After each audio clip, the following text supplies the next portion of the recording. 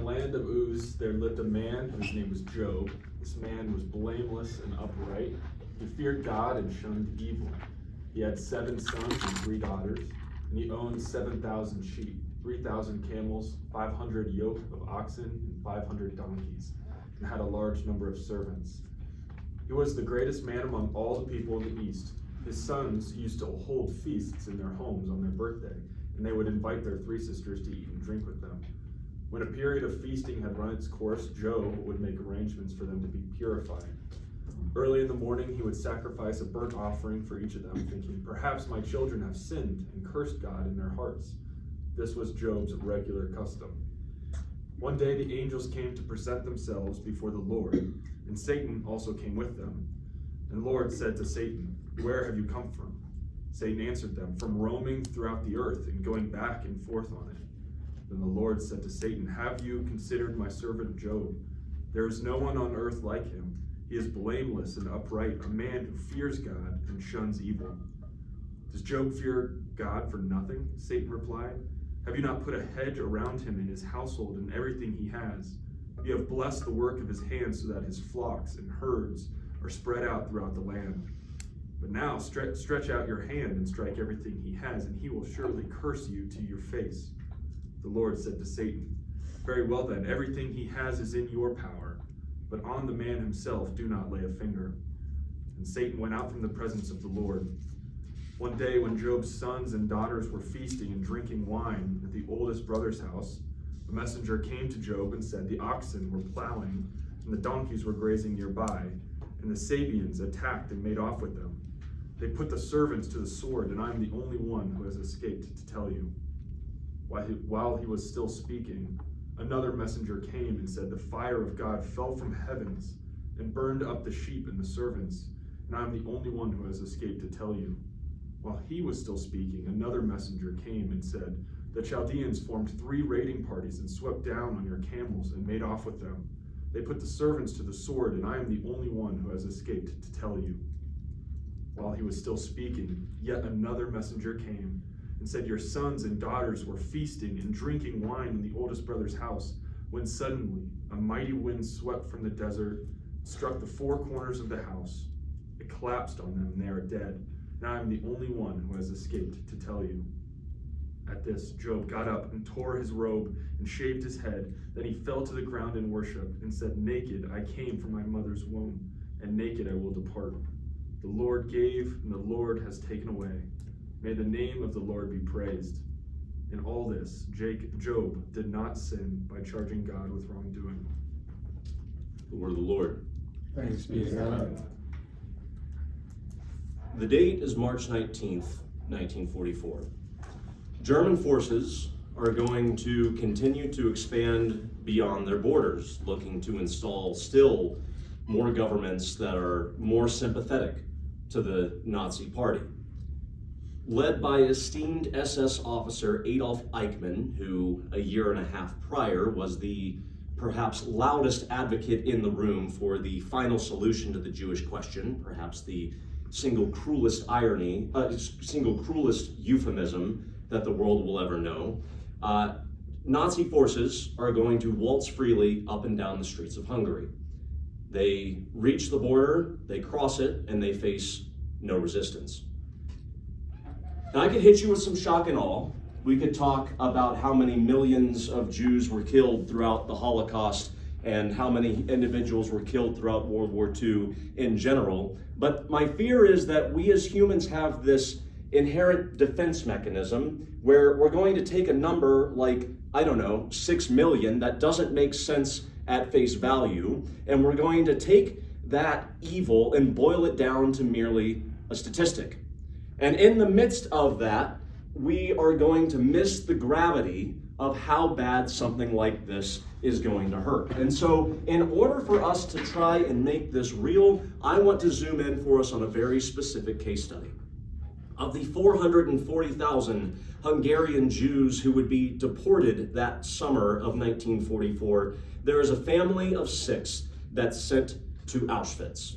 Auschwitz is the single deadliest and most dangerous concentration camp on the market, at which point a 15-year-old Elie Wiesel is going to have to wave goodbye to his mother and youngest sister, never to see them again. Upon their arrival, they're deemed unfit for hard labor and thus sent to the gas chamber and then eventually to the crematorium. Fast forward several months later, Eli and his father Shlomo, a lifelong grocer who had nothing to do with this war otherwise, are going to be sent to Buchenwald. Its Russian forces are closing in around Auschwitz. Germany says to itself, we really need to retain this labor, but more importantly, we need to hide that which is happening here. Jews are sent en masse to different concentration camps and movements known as a death march, a movement in which Eli would later recall carrying two things with him, both his body and himself. Now, as I try to scour the depths of the human experience in the hopes of finding something like a modern equivalent to Job himself, it's difficult to outdo Elie Wiesel. Eli survived the Holocaust, and he is uniquely positioned in that he is a Jewish rabbi who has some very strong thoughts about the book of Job, thoughts that we are going to draw upon frequently throughout our time together this morning. So let's start with a lay of the land. Let's literally look at the setting of where the prologue specifically of Job, but the book of Job as a whole is going to happen. And so it's called the land of Uz. And if you're looking at a map, it's going to get a little hazy as to where specifically Uz is. But what the text tells us is that it is land in the east. Now, the east has a lot of consequence for readers of the book of Job, in that it carries with it a lot of significance. The east generally is going to orient believers to the cosmos. Think of the historical precedent of burying Christians facing the east, that on the day of resurrection, the first thing they would see is the face of their Lord and Savior, Jesus Christ. In an ancient Near Eastern context, the east carries with it a lot of weight.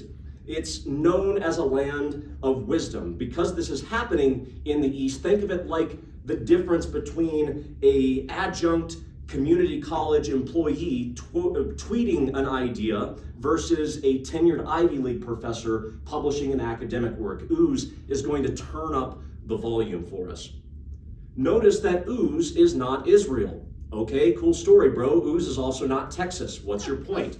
There is something of a universality of the human experience because this is happening in Uz. This is not a specifically Jewish problem. Elie Wiesel is going to describe Job as the universal God follower. And lastly, compare the land of Uz to the original Garden of Eden. Life in the Garden of Eden was once one way for Adam and Eve. Life in the land of Uz is now a very different way for Job and the rest of humanity.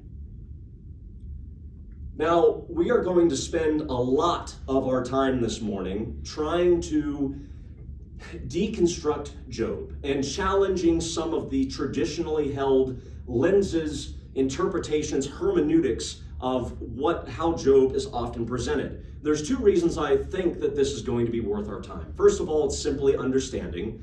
If you want to understand what something is, you ought to start by understanding what something is not. But more importantly, the book of Job is dangerous. The book of Job is going to teach us something about our own human condition, and we need to be equipped to handle that well.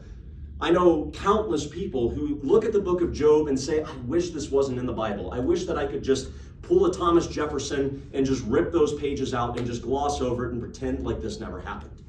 I want to allow us to handle this better in the hopes that we can undo some of the hurt that it's wrongfully inflicted. So one of these interpretations that I believe is misguided is to present the book of Job as something of a test. Look at all of these opportunities that Job had to opt out of his blamelessness. Blamelessness, by the way, the Hebraic word leaves nothing to doubt. Job is perfection personified. There was nothing that Job was doing wrong. Job was given these circumstances, and then look at what his wife says. Chapter 2, verse 9, I don't know, Job, have you considered maybe just dropping dead and cursing God? Job doesn't do that. Aha! Job has passed the test. Now, I have a question about this test. What was it? What was Job being tested on? Was he supposed to find himself through these circumstances? Was Job supposed to pledge greater allegiance to God? I don't really understand what the teaching moment is all about. Oftentimes, when you present Job as a test, you're going to make it run parallel to the testing of Abraham and the whole sacrifice of Isaac situation. And that's fair, except for a couple of things.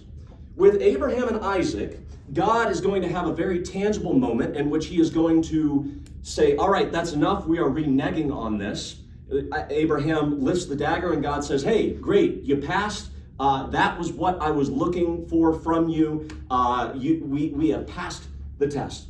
With Job, there's not really any sort of off-ramp that God is going to follow. It kind of just seems like it sucks until it doesn't for Job. And so there's no mile marker indicating, hey, this was the moment that we have crossed the threshold where the test would end. The more problematic comparison between Abraham and Job is that take a look at how God is going to offer up this test. He's going to approach Abraham and he's going to say, hey, here's this test. I want you to go ahead and take it. Make sure you put your name on the top of it. Make sure you use the number 2 pencil, all that sort of thing, right? Abraham is a willing participant. In the book of Job, God doesn't talk to Job before he issues this test. God basically just says, here's a test, take it, good luck. Job is not a willing participant. Job is more of a victim. Now, I'm not an expert on it, having grown up in the tough streets of Centennial, Colorado. Those of you that are aware of Centennial, Colorado will get the joke. But as I understand it, gang initiation looks something like a coerced pledge of allegiance to it. And so, hey, you're wanting to be a part of the gang. Okay, that's great. We're all going to jump you. You've got to hold your own, and that's going to teach us that you're made of the right stuff. Hey, you want to be a part of us? We got to know that you're willing to take chances for us. You're going to go and attack this rival gang. If all goes well, great. We're responsible for it. We further our cause. If not, we never knew you. Good luck. Hey, you have to go and kill somebody that has nothing to do with any of us here. And then we know that you mean it when you say, I pledge my allegiance to you. And oh, by the way, we have this legal liability that we get to hold over your head for the rest of your life. I know that there are more palatable ways to present the book of Job as a test. But if we follow this to its logical conclusion, I have to ask, is this vision of God really good? Now, is any coercion into allegiance ever worth bending a knee for? If you are sitting here this morning and you have been burned from the interpretation of Job as a test, sure, God may have tested you at some point in your life, but I want you to remember that the beauty of the Christian walk is God's sympathy for our humanness. God's grace is sufficient to sustain any sort of report cards that we may or may not have earned in our walk with Him.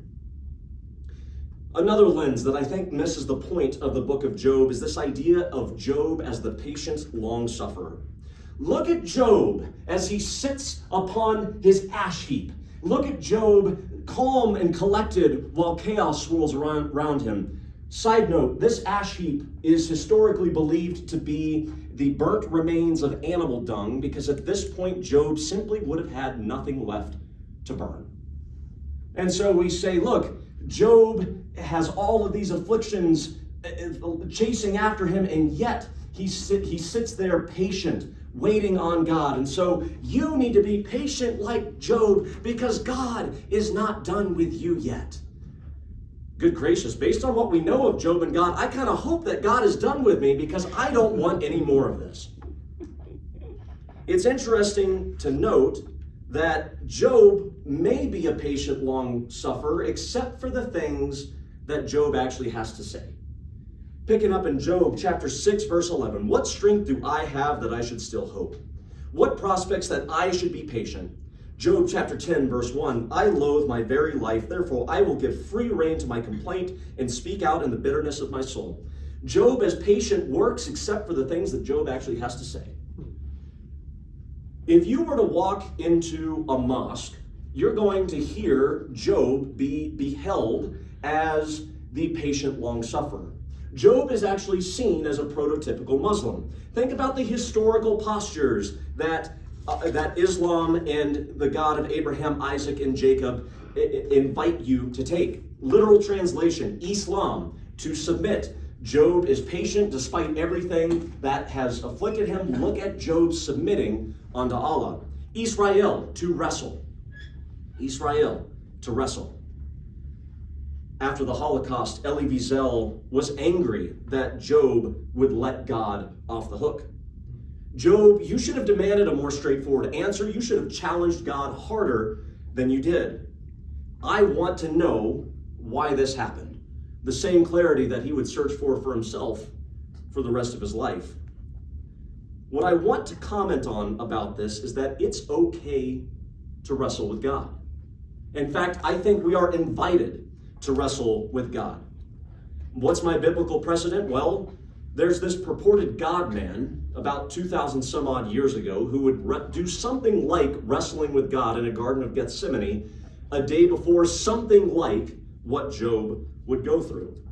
Think for a moment about the metaphor of wrestling itself. You're locked in combat trying to assert your will over the other. How can you physically get much closer to another individual than to wrestle? If you've ever been in a Job-like season, if you carry any sort of theological angst, if you sometimes feel conflicted, you're in good company.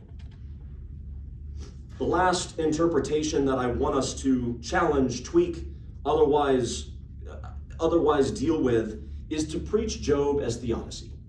Theodicy is basically saying God is good, the world is bad. How do we reconcile these two things? Well, the first thing we have to do is figure out who or what is Satan. In this text, Satan, Hebrew word for adversary, Satan is going to show up in the heavenly council, and he's going to be a bit of a rascal, kind of stir the pot, and then sort of just disappear. And so, broadly speaking, as I understand it, there's two ways that you can kind of interpret Satan. Number one, he's what's called a hypostasis. This is a fancy literary term meaning not an actual character. He shows up, he is a projection of God's internal conflict, and so we're allowing to be seen behind the curtain as God deliberates on what do I do with Job. Number two, Satan is actually a real being that God created that is now a member of his heavenly council who is an adversary. And maybe in his adversarialness, eventually it gets a little bit carried away as Satan becomes Satan himself. With the whole horns and pitchfork thing, that could be the case. But regardless of what you do with Satan, the question that actually burns within us as we look at Job is to ask, did God orchestrate this, or did God allow it to happen? Cards on the table, I tend to take a very plain sense reading of this text in which I'm going to suggest that Satan is a real created being of God's and that God is allowing him to do it based on the words that he actually speaks. But inevitably, we have to ask this same question over every circumstance. It is scary to say this out loud, but did God orchestrate or did God allow that which happened to Elie and 6 million other Jews in the Holocaust? Now, with Job as theodicy, you're probably going to hear it laid out something like this. God is really big. Job is really small. We are small like Job, so we really can't understand the bigness of God. Amen. There's a couple of challenges I want to make to this. Number one, this doesn't actually solve the problem. Even if we were to understand human beings and our neurotic propensity to understand why is something the way that it is, even if we were to know and have that all figured out, that doesn't make that diagnosis any less terminal than it was when you received it. That does not make it any more painful to be departed from your mother and youngest sister who are on their way eventually to the crematorium. That doesn't solve the problem. The second thing that I want to challenge is that, stay with me here for a moment, God is big, I agree, and yet in this specific text, I don't really see that shining through. let's try on a couple different meanings of what it means for God to be big. God is big because he is sovereign. I agree. However, God the sovereign in this particular text, the one who is in control and making decisions, almost seems to be goaded into this by this Satan, by his adversarial member of his court or his own internal angst. It seems like sovereignty is something God is allowing to take a back seat in this particular context. God is big because he is omnipotent. He knows all things. I agree that God is omnipotent. And yet, this entire setup seems to revolve around the question of what is going to happen. Satan could say, hey, what about Job? Let's, afflict him with all these things. God could have just as easily said, you know what? We don't need to do that because this is the thing that's going to happen when all of this unfolds. And yet, he allows this experiment to continue. My third problem with preaching Job strictly as theodicy is that we are inevitably going to fill in the holes ourselves. The Jewish Talmud is going to recount Jewish myths and legends, and it's going to suggest that Job was actually, once upon a time, a member of Pharaoh's court. And so Pharaoh is going to be enslaving Israel and Hebrews, and he's going to get a knock on the door by this guy that's got this snake staff sort of situation who's going to say, Pharaoh, let my people go. He's going to look to the left and he's going to say, okay, councilman number one, what do you think? Councilman number one's going to say, well, the frogs did die and everything, maybe we go ahead and hang on to these guys. The pyramids are almost done. He's going to look, okay, councilman number two, what do you think? Well, I think we should let him go because who knows what's coming next. He looks to Councilman Job and says, Councilman Job, what do you think? To which Job says, absolutely nothing. Job is silent, and thus, split decision. Pharaoh's left to his own devices. Got to listen to my gut here. We're not going to let the Israelites go. The Jewish Talmud is ironically speaking of Job much like Job's friends are.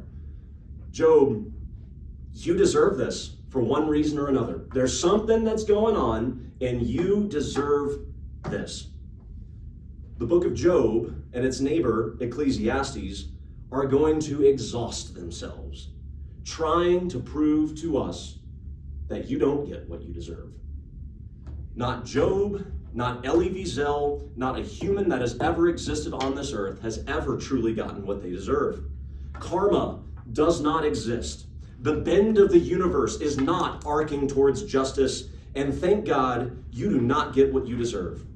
If you have ever blamed yourself for something that has happened, if you have ever said, wow, if only I had sinned a little bit less, then my dad might not have walked out of my life. Hey, if only I had broken this habitual thing that is between God and I, then this other thing that has nothing to do with me never would have happened. I want to liberate you from that this morning, because if the book of Job teaches us anything, it's that you do not get what you deserve. Praise God for that. So what is happening in the book of Job? Let's zoom in on verse 4 and 5. His sons used to hold feasts in their homes on their birthdays, and they would invite their three sisters to eat and drink with them. When a period of feasting had run its course, Job would make arrangements for them to be purified.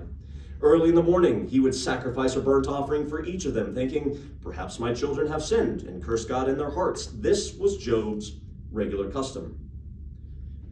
Job is following the ancient Near Eastern religious paradigm of all of the ancient Near Eastern religions, and frankly, all of religion ever, except for what I hope is just one. I'm going to do this so that God will do that. I'm going to offer up sacrifices on behalf of my children so that God does not get mad at them in case there is something between the two of them. In these moments of sacrifice, Job is actually not worshiping God at all. Though his equation is harmless enough, Job is actually worshiping the God of just in case. Just in case you're angry with me, I'm going to make it up to you. Just in case we've sinned or stumbled, I'm going to get out ahead of this thing. Just in case you're mad, I want to appease your wrath. It's a little less on the nose, but tell me if language like this sounds familiar. If you're even 1% unsure of whether or not you're saved, every head bowed, every eye closed, I want you to raise up a hand. If you and God have some sort of sin issue between the two of you, I want you to let that communion plate pass you by. This is worshiping the modern equivalent of the just in case God. Now, anytime that we see in our translations the word God, it is going to refer to the Hebrew word Elohim. Anytime we see the word Lord, this is the personal God, the personal name of the God of Abraham, Isaac, and Jacob, that of Yahweh. Job has a lot of ideas about Elohim, but he doesn't personally know Yahweh, at least not yet. Notice the first time that Job changes his language away from saying God and starts to call him Lord. It's after the affliction itself starts. I think this is really intentional timing, and the story is trying to tip its hand to show what is actually happening with this suffering and this affliction. Job is immediately shifted into more meaningful relationship with Yahweh. For one reason or another, Satan's instinct seems to have been correct. Something about this hedge around him, something about this protection is keeping him in this place where I'm worshiping ideas about Elohim, not personally knowing Yahweh. Elie Wiesel, before the Holocaust, would describe having something of a traditional faith, something of a faith that was very prototypical Orthodox Jew. After the Holocaust, after surviving that whole ordeal, he would describe a faith that was angry, that was defiant, that was full of doubts, and yet endured. Fast forward in our lives today, a couple hundred years from now, congratulations, we're all going to Mars. We're either going to escape our newly anointed AI overlords, or we're going to go find a new planet to pollute. I don't know, we're on Mars. Good news is, we have these things called biospheres. Biospheres allows us to grow vegetation in a place that is disconnected from the Earth. Great, there's one problem. In the 80s and 90s, we did some biosphering experiments, and we found that trees have this particular habit where they'll grow to be about halfway, 2/3 of the way mature, and then just spontaneously almost combust. They'll either snap in half, they'll just fall down. They will not survive growing more than about halfway, 2/3, 3/4 of the way full. What we found is that trees in the biosphere are lacking natural wind. By lacking natural wind, we are not instilling trees with their densest, most wood. In fact, wind to a tree instills it with a characteristic that is known as anti-fragility. Trees in the biosphere grow up saying, woo, 72 degrees and sunny again. Man, I sure am comfortable. They never become undelicate because they're never faced with any sort of wind. I personally very much like and admire the post-Holocaust faith of Elie Wiesel. To me, I see it as a faith that is anti-fragile. He is going to call God by his name, even if it is laced with a bunch of 4-letter words in his prayers. I would be willing to wager there's a lot of us in this room who have our own versions of an anti-fragile faith, our own wrestlings, our own angst, our own things that we have experienced and yet we have endured. As Job questions God, who does Job talk to about it but God himself? Towards the end of the epilogue, God is going to speak, and he is going to say that Job has said what is right. This is the same Job who curses the day of his birth. This is the same Job who claims God to be his enemy. This is the same Job who demands a trial. This Job has spoken what is right. Transformation is about as fun for a human as a hurricane is for a tree. But look at the strength of the trees that survive. Look at the faith of Elie Wiesel. I will concede, in practice, results will vary. How many in the Holocaust walked away because they could not reconcile a good God with a depraved humanity? Even circumstantially, things are going to look differently. Job was restored-ish. There's an asterisk next to the word restored. In fact, the narrator goes out of the way to say Job's physical expendable assets are restored, but he does not apply the word restored to Job's family. Job has more daughters and sons, kind of regrows that same number, and yet it's never spoken of as restored. I think this is the narrator's nod to the continued mourning of Job. I think this is in deference to that pain that Job continues to carry. Nevertheless, for lack of better terms, let's assume that Job is basically made whole. 63 years after liberation from Buchenwald, the Elie Wiesel Foundation would lose $15.2 million after it was entrusted to the care of a fellow named Bernie Madoff. But what's the thing that's at stake? What is it that actually matters the most in the book of Job and in our lives? It's that relationship with God would actually be transformed. If God is who he says he is, that is to assume if God is the best thing for us, and if God is the best one to us, then the value of a transformative relationship with him outweighs any sort of cost in order to achieve it.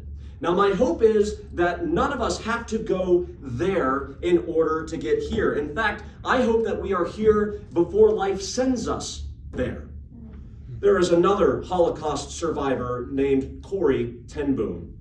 Corrie ten Boom was here with a pre-existing transformed relationship with Jesus prior to arriving there in a concentration camp called Ravensbrück. After surviving her ordeal, in which she lost similar amounts of family members, experienced personally similar atrocities committed upon her, she not only would reject bitterness, she would personally forgive a Nazi prison guard who would attend a talk that she gave. She went on a speaking tour talking about faith and reconciliation, trying to pick up the pieces of a broken and shattered Germany. In this talk, a member from the audience would walk forward and approach her and say, Ravensbrück, you mentioned Ravensbrück. I was actually a prison guard in Ravensbrück, and I've become a Christian, and I know that God forgives me. I need to know that you forgive me too. I need to hear you say it. And he offers up a handshake. Corrie ten Boom recognizes this individual as a guard who very personally inflicted very specific atrocities upon her specifically. The man with his hand extended doesn't recognize her one from any other prisoner. Corrie ten Boom's blood runs cold. She prays, Jesus, just give me the strength to lift my hand. I know you're going to take care of the rest. Very slowly, she lifts her hand as oppressor and oppressed shake. She chokes out the words, I forgive you. Later, she would recall, I've never known God's love so intensely as I did then. If God is who he says he is, if God is the best thing for us, if God is the best one to us, our biggest fear should not be that God would treat us like Job. Our biggest fear, if God is who he says he is, would be that God would not treat us like Job if that is what it takes in order to be transformed. Pity Job the prosperous. Pity Job the unbroken. Pity Job, the father who has never had to bury a child, more than you pity Job upon the ash heap, more than you pity Job the broken, because Job the prosperous is the one who has ideas about Elohim, and Job the broken is the one whose relationship is transforming with Yahweh. Be transformed. It's worth it. Amen.